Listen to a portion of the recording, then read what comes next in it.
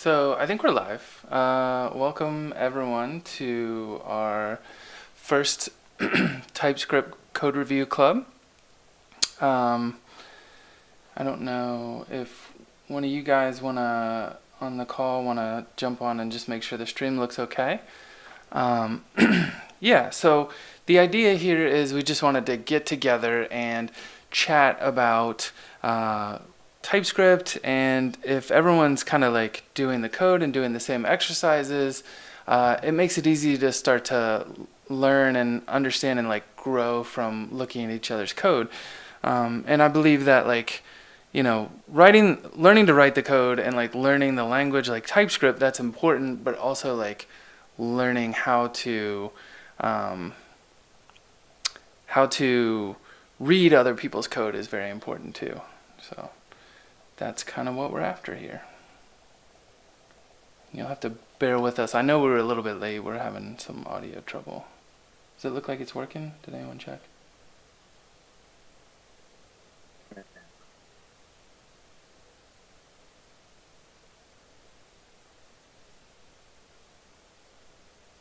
Yeah, looks like it's working. Huh? Looks like it's working. Okay, cool. All right, so we'll roll on. The first solution, so the first exercise we did was the twofer. Let me pull this up. So the idea here is that we're trying to do these exercises together. They have tests, so if you didn't get to do them, that's fine. But you can submit them if you want us to look at your solutions as we're like talking through other solutions, our solutions. We're happy to do that with you. You just have to submit them to the Airtable. I'm not sure everyone got the link to that, but I'll put it up for next time on this YouTube video, so you know how to get there. But the idea with this exercise is you're given some inputs. If you don't have an input, it should be one for you, one for me. If you do get a name input, then you'll say one for name, one for me. And then, like I said, these come with tests. They used to put the tests in here. Do they not put them in this view anymore? Interesting. Okay. Well, You like open it in the editor. huh?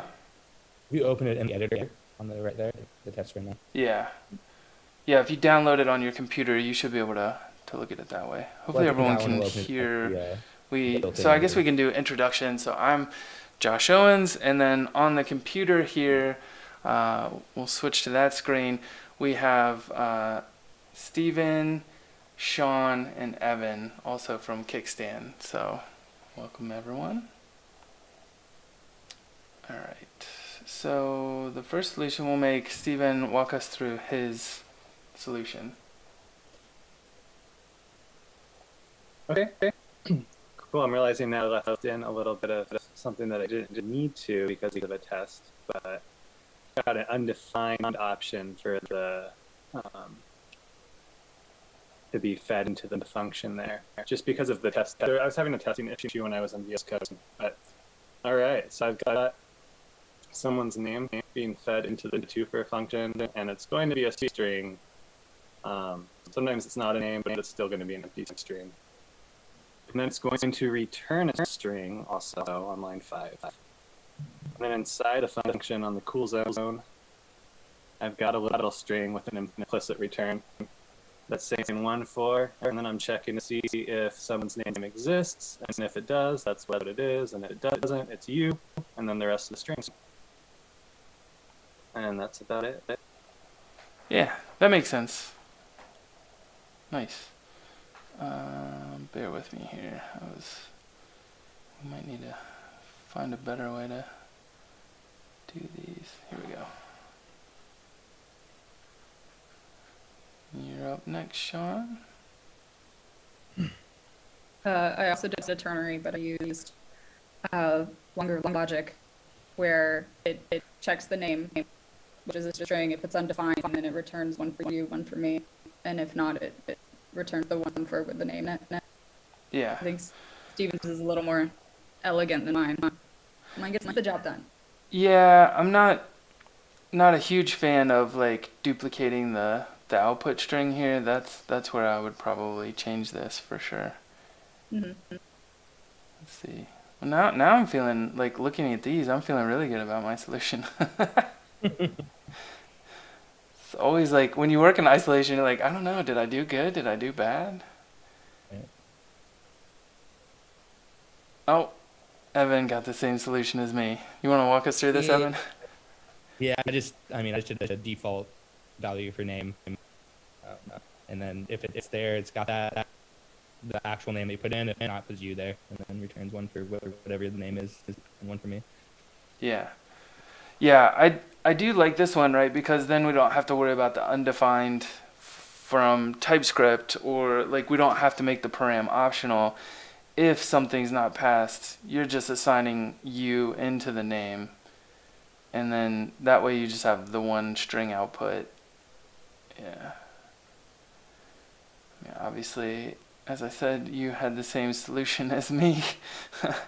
um,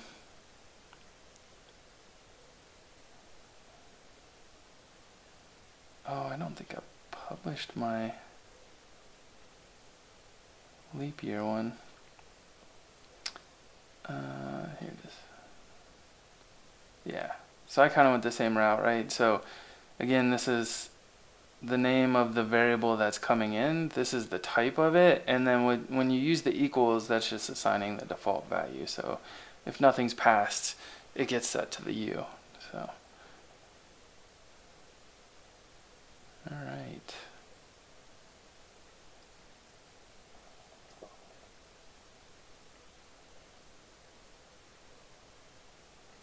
Close all these. And Resistor Color Duo. We'll let Evan go first. Cool. All right, walk us through, Evan. All right, so it's got a nice function here. Pass in a value. It's going to be a array of strings, and it's going to return a number. We've got a nice interface here so that we can have our typing for our color values object here. So it's going to be a string and then an array of or an object full of keys with strings, and then I have the values also as strings. And if you scroll down, I just am returning. So I set the type here to a number because it's expecting a number. I'm keeping these strings so I can just concatenate them instead of adding them when I do the addition, because that's how they wanted to do. Is that if it's 1 and 5, they want 15, not 6. And so just concatenate the two strings and turn them into a number. Nice. I dig this solution. This was much better than the one I came up with. I actually like. It's probably important to read the README. I just like downloaded the exercise and started trying to make test paths. And so I didn't realize like. I guess I did it again here. We didn't really talk about what the challenge was up front. So let's do that real quick. For this one, you're given resistor colors in an array, and you have to combine them. But as you see here, for the example above, brown green should return 1 and then 5. They want to actually return the number 15. And so, like my initial solution actually like added the 1 and the 5 together, and I was returning 6. And then I realized, oh wait, we're like trying to like get these strings to just like create a number. So I dig how you actually started as a string there, Evan, and then put it over to a number right at the end, which is what we needed to return to actually make the test path. Oh wow. You want to walk us through this one, Sean? So, of course, the colors are for numbers 0 to 9. So I just put them in a string array with the color in the correct space related to its number. And then on the return, I just returned the index of 0 and 1. So it would only pull the first two, no matter how many numbers were put in. And TypeScript actually makes it so if you put a plus sign in front of a string, it turns it into a number. If it can be a number, otherwise it gives you an AN. So by just putting that plus sign there, it came back as a number. Huh. That's a slick little conversion there. You were fancy, right? Yeah. I felt smart doing it. I feel like you might win the Code Golf Award here for this one. We Heck yeah. still have Stevens in mind to go through, but we'll see. That definitely, it feels very, very concise. And yes, that is something after I submitted, I went and looked at other solutions, and it never occurred to me that the ordering of the these line up with index, right? So if this is element 0 in the index, these are the return values you want. So that was a clever use of that. I totally missed that on my first pass. Yeah, that plus is really neat in there too, that it just switches it back to number. Oh yeah, okay. So yours was just, yeah, walk us Yeah, through. mine's like the clumsy long version of what Sean did because I didn't refactor. But yeah, similar thing. I did an array of strings and just used the index pretty much of each one. Then down on line 15, yeah, return this the long way. I actually wrote out number, so I was returning a number. And then I should have just concatenated, but instead, I wasn't paying attention to the last instruction where you only return the first two. I was like, oh, I'm going to return all of that first. So I mapped through it, and on each one, I returned the index of it to get the number. I joined them together, and then because I read the last step, finally sliced it, so I only had 2 of them. And that was my solution. Yeah, I like it because I do like how you use the slice at the end to just make sure you only get the 2 values. That one tripped me up as well because I didn't read the README and realized we only wanted 2 values. So my solution, I maybe went a little more functional. This one's functional though. Yeah, map, join, slice. Can I get mine from here?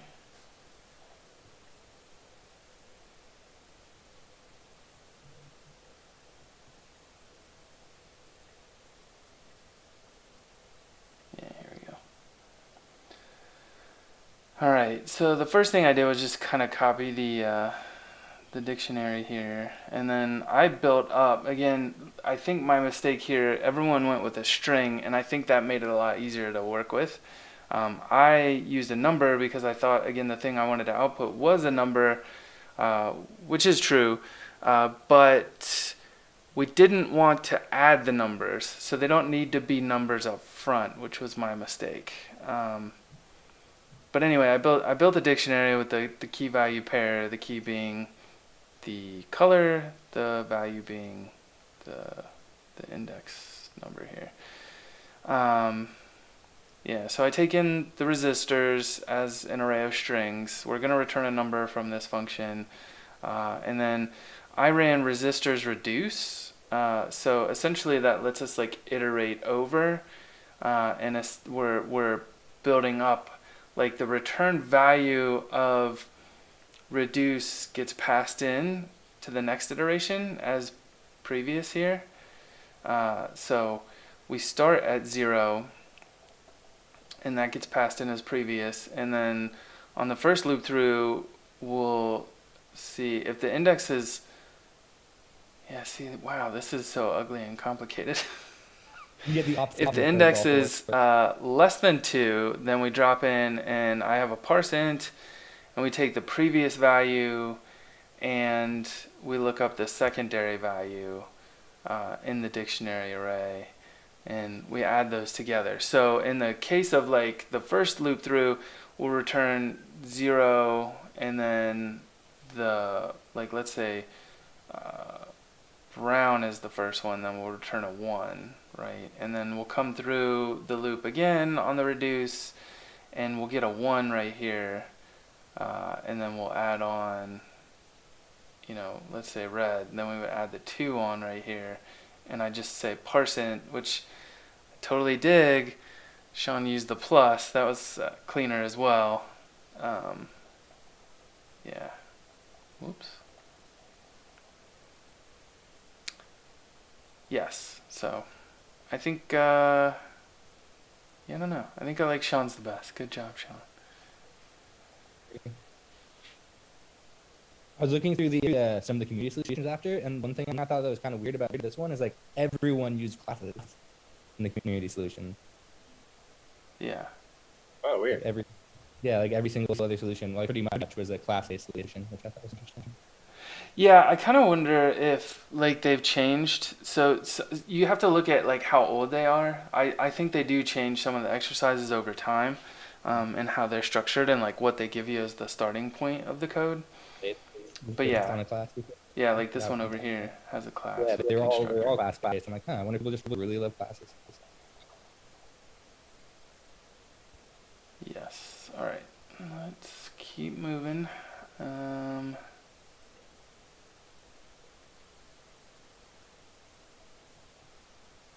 I did not actually get mine submitted, so I will pull my code up here.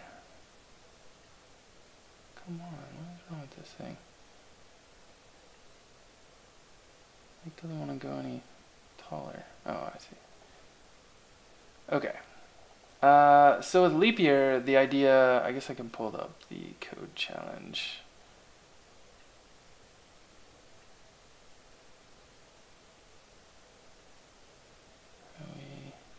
That's two. Yeah.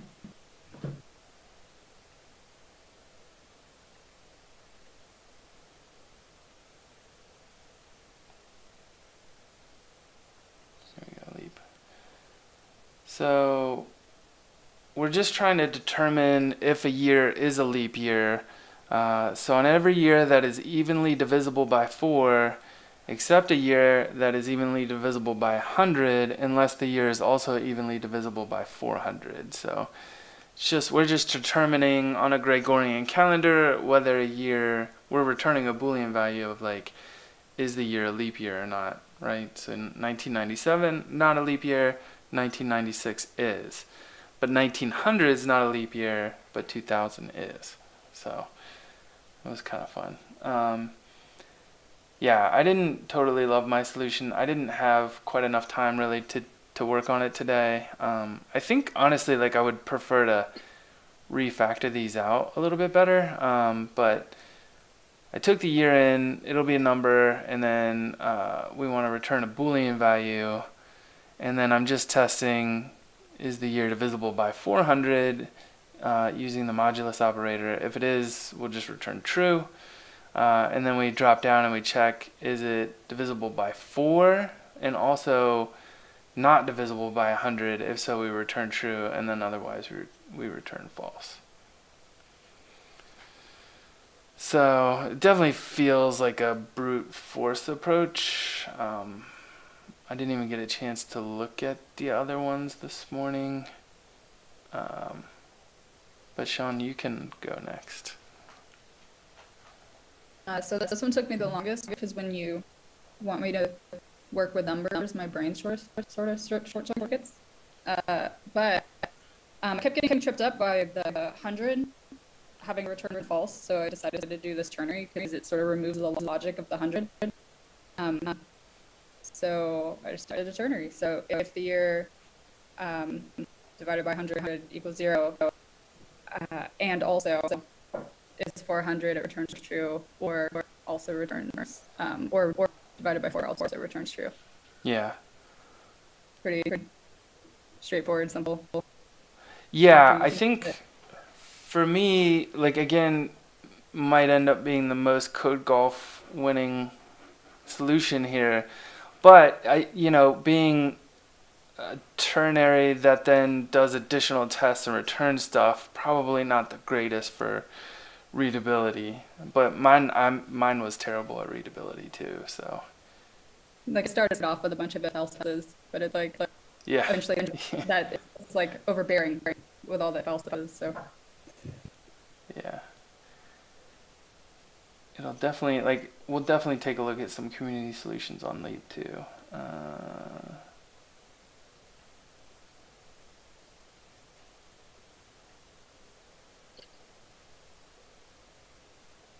Steph, you're up. Yeah.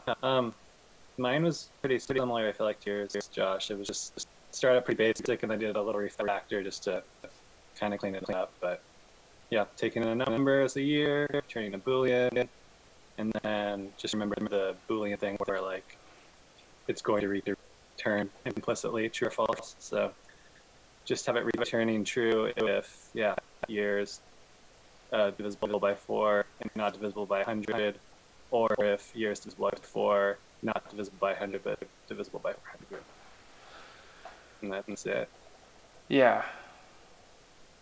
Also pretty code golfy here too. I think the thing, just looking at this, like my suspicion would be like I would pull these little bits of logic into individual little functions and maybe make this just more English readable, like is divisible by 4 and not 100, or divisible by 400 type of thing. You know what I mean? And like put these into smaller functions.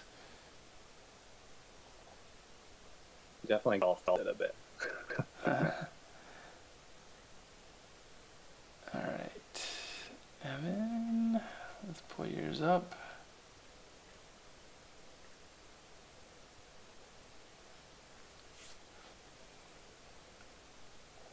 Yeah, and mine is like the same as Steven's. So an extra return false, I didn't need. That's interesting. Yeah, yours is a little bit different though, because you're checking if the year's 4, and then you do an and with an or of not divisible by 100 or is divisible by 400.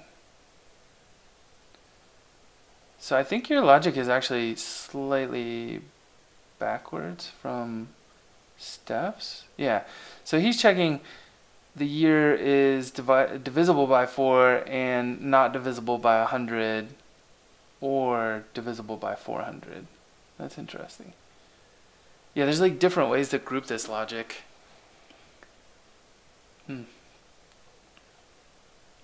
I don't think, I would point out, I don't think you need the else here. I think you can, Yeah. because you only get a I don't single think I need return, it. right? So, Yeah. yeah.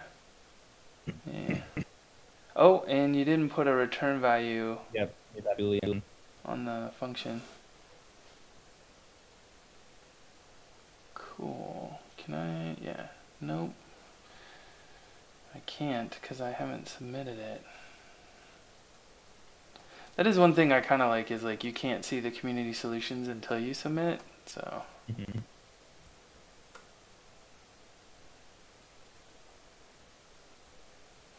also like they've added this ability to like run the test suite for you. So like it just ran my test suite there, which is kind of cool. I always thought that should be a feature they add.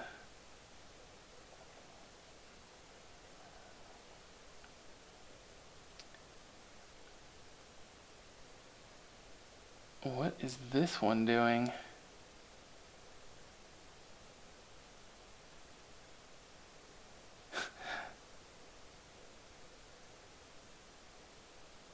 Oh, that's clever. Yeah, So that's super this smart. one takes a number and then it defaults the date and grabs the year out if it doesn't pass anything in as a number. That's interesting because I don't think the test suite accounts for that anymore. So he's saying the basic solution is kind of what everyone came up with right here, but then he's just seeing if the, I guess, year, month, day, Yeah. but is Um, are months for zero month- based? Yeah. Okay, I just interesting. learned that. It's so annoying. Yeah, that's funny. So he's just seeing if essentially February 29th is the 29th, Yeah. and Actually, he's in that returning year, true or false. Bravo, sir. Bravo. he also called all of our solutions basic. That's Not wrong. no, he's not. Oh yeah, okay. So yeah, see, this is the one I like this because it becomes a little bit more readable, right? And you're refactoring. Oops, I lost them.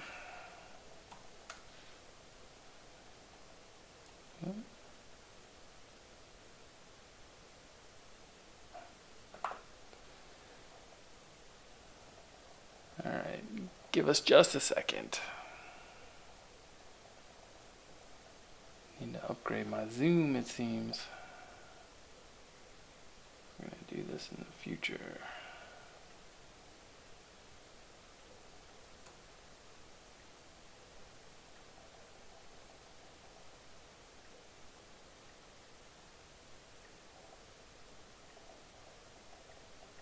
All right, should be back in a second. Admit. Hey. Whoops. I mean, what's a video stream without a few errors? Yeah, we'll definitely get an iron out for next time. So what I was saying is, I like this one because it is, you know, you have this divisible by function. Really, you could even move this definition of the divisible by outside of the exported default. But really, like, it becomes more readable because it's like divisible by 4 and not divisible by 100 or divisible by 400, right? So I think it just like, it clears up a little bit of that logic. That one's kind of cool. This one's kind of the same thing. Is evenly divisible. Yeah.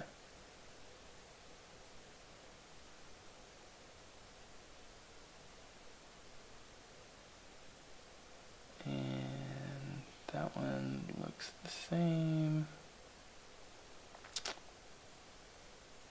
Yeah, I think a lot of these are pretty similar now. Yeah, so I guess that's all the exercises. I think if we can get it together, there's also a possibility that we could do, maybe we could do one live next time, depending on if my computer arrives or not. Where do you see the order of these things? Is it?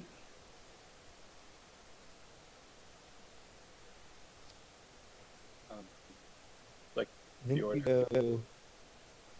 Yeah. There's like a track page that has like all the. Mm-hmm. Yeah, there we go.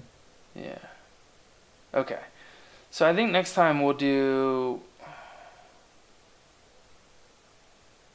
resistor color and we'll do RNA transcription. Those will be the two that we focus on. And then we will, let's see when that falls. 29th. The 12th? I'm gonna have to see. How do you guys feel about maybe doing a Saturday? Because I think I'm flying home that day. I mean, I can do it. I don't do things. Yeah? Alright, maybe we'll try for the 13th then. But I'll put an invite out to the mailing list and we'll figure out a date and then we'll get everything scheduled.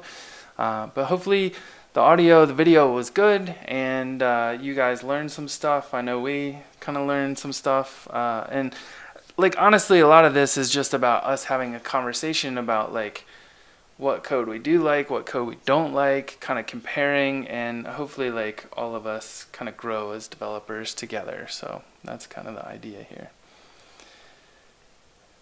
Anyhow, thank you so much for tuning in, and we will catch everybody in the next one. Thanks, guys.